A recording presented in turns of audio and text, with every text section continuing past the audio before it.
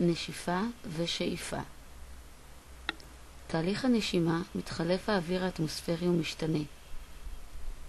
במרכז מערכת הנשימה שני סדקים, אלו הן הריאות.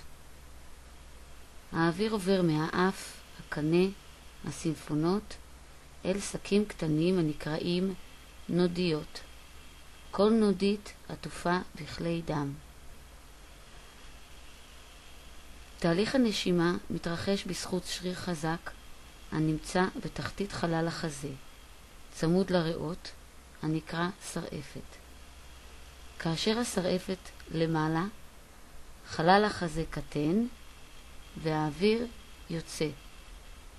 זוהי נשיפה. כאשר השרעפת מתכווצת ויורדת, חלל החזה גדל והאוויר נכנס. זוהי שאיפה.